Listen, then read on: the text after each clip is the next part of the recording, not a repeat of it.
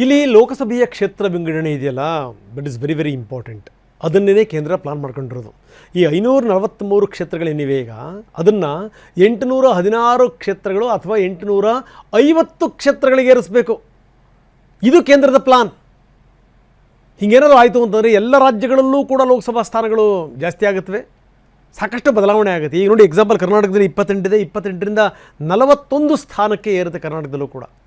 ಆದರೆ ಇಲ್ಲಿ ಬಂದಿರುವಂಥ ಪ್ರಶ್ನೆ ಏನು ಅಂತಂದರೆ, ನೀವು ಈ ಸೌತಲ್ಲಿ ಕಡಿಮೆ ಮಾಡ್ತೀರಿ, ನಾರ್ತಲ್ಲಿ ಜಾಸ್ತಿ ಮಾಡ್ತೀರಿ, ಬರೀ ಜನಸಂಖ್ಯೆಯನ್ನೇ ನೀವು ಆಧರಿಸಿ ಇದನ್ನು ಮಾಡೋದಾಗ್ಬಿಟ್ರೆ ಗತಿ ಏನು ನಮ್ಮದು?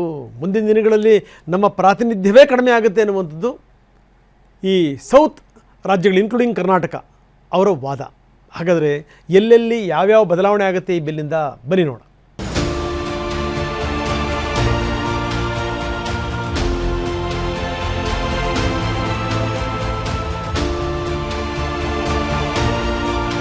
ಲೋಕಸಭಾ ಕ್ಷೇತ್ರ ಮರು ವಿಂಗಡಣೆಗೆ ಕೇಂದ್ರ ಸರ್ಕಾರ ಪ್ಲಾನ್. ಎಲ್ಲ ರಾಜ್ಯಗಳ ಲೋಕಸಭಾ ಕ್ಷೇತ್ರಗಳ ಸಂಖ್ಯೆ ಏರಿಕೆಗೆ ಚಿಂತನೆ. ಹಲವು ದಶಕಗಳ ಬಳಿಕ ದೇಶದ ಲೋಕಸಭಾ ಸ್ಥಾನಗಳ ಏರಿಕೆಗೆ ಕೇಂದ್ರ ಸರ್ಕಾರ ಮುಂದಾಗಿದೆ. ಈ ಹಿಂದೆ ಕ್ಷೇತ್ರ ಮರು ವಿಂಗಡಣೆ ಮಾಡಿದ್ರೂ ಲೋಕಸಭಾ ಸ್ಥಾನಗಳನ್ನ ಏರಿಸಿರಲಿಲ್ಲ. ಆದರೆ ಮುಂದಿನ ಲೋಕಸಭಾ ಚುನಾವಣೆ ಹೊತ್ತಿಗೆ ಕ್ಷೇತ್ರಗಳನ್ನ ಮರು ವಿಂಗಡಣೆ ಮಾಡಿ ಸ್ಥಾನಗಳ ಏರಿಕೆಗೆ ಕೇಂದ್ರ ಸರ್ಕಾರ ಪ್ಲಾನ್ ಮಾಡಿದೆ. ಇದರಿಂದ ಪ್ರಸ್ತುತ ಇರುವ 543 ಲೋಕಸಭಾ ಕ್ಷೇತ್ರಗಳು 816 ಅಥವಾ 850 ಸ್ಥಾನಗಳಾಗುವ ಸಾಧ್ಯತೆ ಇದೆ.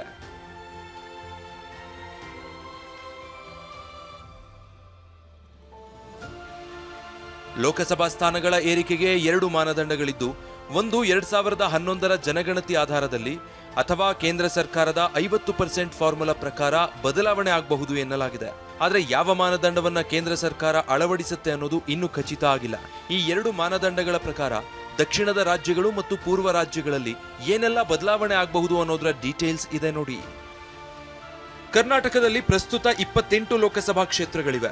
2011ರ ಜನಗಣತಿ ಆಧಾರದ ಮೇಲೆ ಮಾತ್ರ ಕ್ಷೇತ್ರ ಮರು ವಿಂಗಡಣೆ ಮಾಡಿದ್ರೆ 41 ಲೋಕಸಭಾ ಸ್ಥಾನಗಳನ್ನ ಕರ್ನಾಟಕ ಪಡೆಯುತ್ತೆ.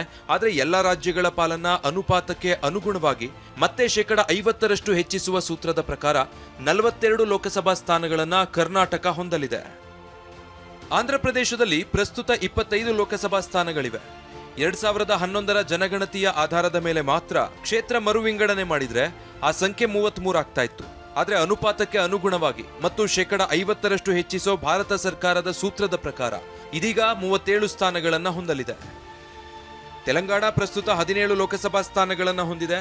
2011ರ ಜಾತಿಗಣತಿ ಆಧಾರದ ಮೇಲೆ ಮಾತ್ರ ಕ್ಷೇತ್ರ ಮರು ವಿಂಗಡಣೆ ಮಾಡಿದ್ರೆ ಅದು 24 ಸ್ಥಾನ ಪಡಿತಾ ಇತ್ತು. ಆದ್ರೆ ಎಲ್ಲ ರಾಜ್ಯಗಳ ಪಾಲನ್ನ ಅನುಪಾತಕ್ಕೆ ಅನುಗುಣವಾಗಿ ಮತ್ತು 50% ಹೆಚ್ಚಿಸುವ ಭಾರತ ಸರ್ಕಾರದ ಸೂತ್ರದ ಪ್ರಕಾರ ಅದು ಈಗ 25 ಸ್ಥಾನಗಳನ್ನ ಹೊಂದಲಿದೆ.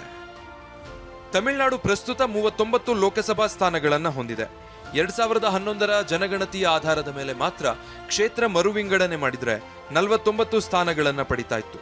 ಆದ್ರೆ ಎಲ್ಲ ರಾಜ್ಯಗಳ ಪಾಲನ್ನ ಅನುಪಾತಕ್ಕೆ ಅನುಗುಣವಾಗಿ ಮತ್ತು 50% ಹೆಚ್ಚಿಸುವ ಭಾರತ ಸರ್ಕಾರದ ಸೂತ್ರದ ಪ್ರಕಾರ ಅದು ಈಗ 59 ಸ್ಥಾನಗಳನ್ನ ಹೊಂದಲಿದೆ. ಕೇರಳ ರಾಜ್ಯ ಪ್ರಸ್ತುತ 20 ಲೋಕಸಭಾ ಸ್ಥಾನಗಳನ್ನ ಹೊಂದಿದೆ. 2011ರ ಜನಗಣತಿ ಆಧಾರದ ಮೇಲೆ ಮಾತ್ರ ಕ್ಷೇತ್ರ ಮರು ವಿಂಗಡಣೆ ಮಾಡಿದ್ರೆ ಗರಿಷ್ಠ 23 ಸ್ಥಾನಗಳನ್ನ ಪಡಿತಾ ಇತ್ತು. ಆದ್ರೆ ಎಲ್ಲಾ ರಾಜ್ಯಗಳ ಪಾಲನ್ನ ಅನುಪಾತಕ್ಕೆ ಅನುಗುಣವಾಗಿ ಮತ್ತು 50% ಹೆಚ್ಚಿಸುವ ಭಾರತ ಸರ್ಕಾರದ ಸೂತ್ರದ ಪ್ರಕಾರ ಅದು ಈಗ 30 ಸ್ಥಾನಗಳನ್ನ ಹೊಂದಲಿದೆ. ಒಡಿಶಾದಲ್ಲಿ ಪ್ರಸ್ತುತ 21 ಲೋಕಸಭಾ ಸ್ಥಾನಗಳಿವೆ. 2011ರ ಜನಗಣತಿಯ ಆಧಾರದ ಮೇಲೆ ಮಾತ್ರ ಕ್ಷೇತ್ರ ಮರು ವಿಂಗಡಣೆ ಮಾಡಿದ್ರೆ ಅದು 28 ಸ್ಥಾನಗಳನ್ನ ಪಡಿತಾ ಇತ್ತು. ಆದ್ರೆ ಎಲ್ಲ ರಾಜ್ಯಗಳ ಪಾಲನ ಅನುಪಾತಕ್ಕೆ ಅನುಗುಣವಾಗಿ ಮತ್ತು 50% ಹೆಚ್ಚಿಸುವ ಭಾರತ ಸರ್ಕಾರದ ಸೂತ್ರದ ಪ್ರಕಾರ ಈಗ 31 ಸ್ಥಾನಗಳನ್ನ ಹೊಂದಲಿದೆ. ಇನ್ನು ಇದೇ ರೀತಿ ಹಲವು ರಾಜ್ಯಗಳ ಲೋಕಸಭಾ ಸ್ಥಾನಗಳಲ್ಲಿ ಭಾರಿ ಬದಲಾವಣೆ ಆಗಲಿದೆ. ಉತ್ತರ ಪ್ರದೇಶದಲ್ಲಿ ಸರಿಸುಮಾರು 120 ಸ್ಥಾನಗಳು, ಗುಜರಾತ್ನಲ್ಲಿ 41ರಿಂದ 42 ಸ್ಥಾನಗಳಿಗೆ ಏರಿಕೆಯಾಗೋ ಸಾಧ್ಯತೆ ಇದೆ. ಇವತ್ತು ಬೆಳಗ್ಗೆ 11 ಗಂಟೆಗೆ ಸಂಸತ್ ಅಧಿವೇಶನ ಆರಂಭ ಆಗಲಿದೆ. ಲೋಕಸಭೆ ಅಧಿವೇಶನದಲ್ಲಿ ಡಿಲಿಮಿಟೇಷನ್ ಬಿಲ್ ಚರ್ಚೆ ನಡೆಯಲಿದೆ. 3 ದಿನದಲ್ಲಿ ಲೋಕಸಭಾ ಕ್ಷೇತ್ರಗಳ ವಿಂಗಡಣೆ ಬಗ್ಗೆ ಉತ್ತರ ಸಿಗೋ ಸಾಧ್ಯತೆ ಇದೆ.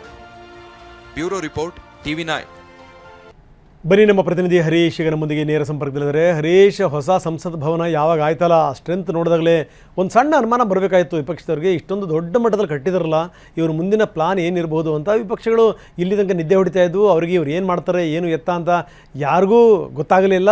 ಬಿಡಿ, ಬಿ ಜೆ ಪಿನಲ್ಲಿ ಹೆಂಗಿದೆ ಅಂತಂದರೆ ಕೆಲವರು ತೆಗೆದುಕೊಳ್ಳುವಂಥ ನಿರ್ಧಾರಗಳು ಅವ್ರ ಪಕ್ಷದಲ್ಲೇ ಗೊತ್ತಿರಲ್ಲ. ನೋಡಿ, ಇಲ್ಲಿ ಕಾಂಗ್ರೆಸ್ ಇದೆ ರಾಜ್ಯದಲ್ಲಿ, ಹೀಗಾಗಿ ಏನು ಅಂದರೆ ವಿರೋಧ ವ್ಯಕ್ತಪಡಿಸ್ತಾ ಇದ್ದಾರೆ. ಒಂದು ವೇಳೆ ಬಿ ಜೆ ಪಿ ಇದ್ದಿದ್ದರೆ ಯಾರೂ ಕೂಡ ಸೊಲ್ಲೆತ್ತಾ ಇರಲಿಲ್ಲ, ಅದನ್ನು ಕೂಡ ಗಮನದಲ್ಲಿ ಇಟ್ಕೊಂಡೇ ಮಾತಾಡಬೇಕು.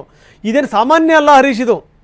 ಯಾಕಂದರೆ ನೀವು ದಕ್ಷಿಣ ರಾಜ್ಯಗಳಲ್ಲಿ ಸಂಖ್ಯೆ ಕಡಿಮೆ ಇರುತ್ತೆ, ಉತ್ತರ ಭಾರತದಲ್ಲಿ ಸಂಖ್ಯೆ ತುಂಬ ಜಾಸ್ತಿ ಇರುತ್ತೆ.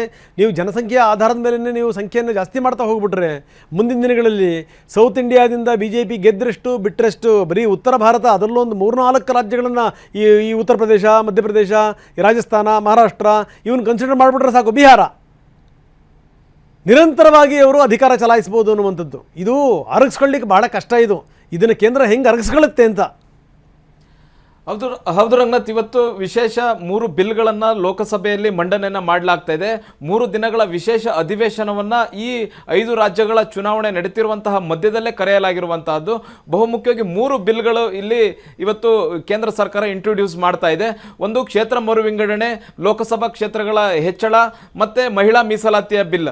ಮಹಿಳಾ ಮೀಸಲಾತಿಯ ಬಿಲ್ನ ನೆಪದಲ್ಲಿ ಲೋಕಸಭಾ ಕ್ಷೇತ್ರಗಳ ಮರು ವಿಂಗಡಣೆ ಮತ್ತು ಲೋಕಸಭಾ ಸೀಟುಗಳ ಹೆಚ್ಚಳ ಮಸೂದೆಯನ್ನು ಕೂಡ ಇವತ್ತು ಪಾಸ್ ಮಾಡಲಿಕ್ಕೆ ಕೇಂದ್ರ ಸರ್ಕಾರ ಪ್ಲಾನ್ ಅನ್ನು ಮಾಡ್ಕೊಂಡಿರುವಂತಹದ್ದು.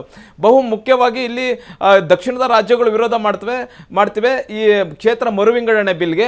ಜೊತೆಗೆ ಬೇರೆ ಬೇರೆ ವಿರೋಧ ಪಕ್ಷಗಳ ನಾಯಕರುಗಳು ಕೂಡ ಇದನ್ನ ವಿರೋಧ ಮಾಡ್ತಿರುವಂತಹದ್ದು. 2071ರಲ್ಲಿ